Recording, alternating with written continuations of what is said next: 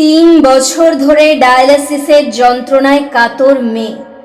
মায়ের সঙ্গে কিডনি মিলেছে, কিন্তু অপারেশন ওষুধ মিলিয়ে খরচ প্রায় 8 লক্ষ টাকা। বাবার চায়ের দোকান ছিল, কিন্তু ভাড়া দিতে না পারায় সেই চায়ের দোকান বন্ধ হয়েছে।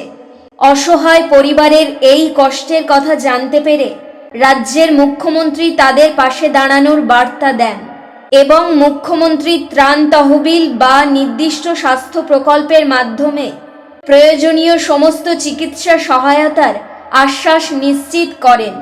বুধবার বিধানসভায় দাঁড়িয়ে তিনি লক্ষ্মীর চিকিৎসা সংক্রান্ত সমস্ত কাগজপত্র চেয়ে নিয়েছেন, আশ্বাস দিয়েছেন কিডনি প্রতিস্থাপনে সাহায্য করবেন তিনি।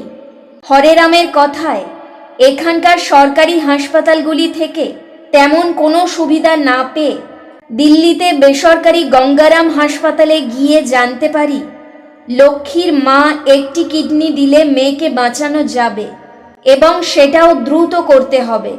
সেটা ম্যাচও হয়ে গিয়েছে। এখন ও শুধু ডায়ালিসিসের উপরে নির্ভর করে বেঁচে আছে।